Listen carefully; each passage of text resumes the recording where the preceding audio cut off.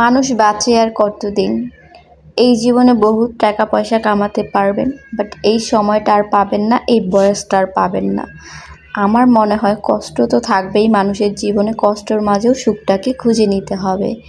Hello everyone, আসসালামু আলাইকুম। আমি ফারজানা চলে আসলাম HR ফারজু ডেলি ব্লগ থেকে। আমার ব্লগটা কে কোন জেলা থেকে দেখছো অবশ্যই কমেন্ট করে জানিয়ে যাবা। আর হ্যাঁ, ব্লগটা যেহেতু দেখে ফেলেছো পুরোটাই দেখে যাও, আর একটা ফলো দিতে ভুলবা না। আমরা মা ছেলে রেডি হয়ে বের হয়ে পড়লাম। আজকে হচ্ছে দুপুরে লাঞ্চ করব। আর হ্যাঁ, বলাই তো হলো না, আজকে হচ্ছে রিহানের বাবার অফ ডে।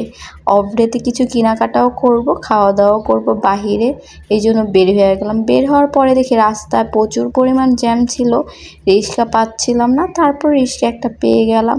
রিক্সা পাওয়ার পরে এখানে দেখি একটুখানি জ্যাম ছিল, তারপর সেই জ্যামটা ছুটে গেল। তারপর আমরা চলে গেলাম রিহানের বাবার অফিসে রিহানের বাবা একটা মিটিং করতেছিল, এই জন্য বসেছিলাম আমি। মিটিং শেষে তারা কি জানি কথা বলতেছিল। তারপর এখানে রিহানের চাচ্চু রিহানকে জুতা পরিয়ে দিচ্ছিল। কোথাও গেলে রিহানের চাচ্চু সাথে গেলে রিহানের চাচ্চু রিহানকে জুতা পরিয়ে দেয়, সব কিছু করে দেয়।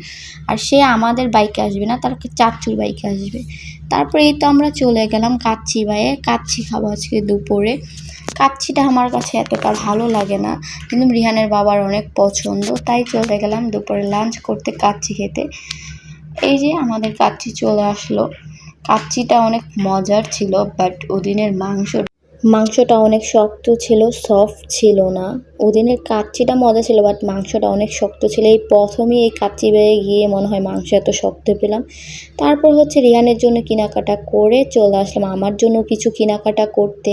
পরে রিহানের বাবা বলে, তুমি না কিছু কেনাকাটা করবা না, কিছুই কেনাকাটা করবা না, তাহলে এইগুলা কি?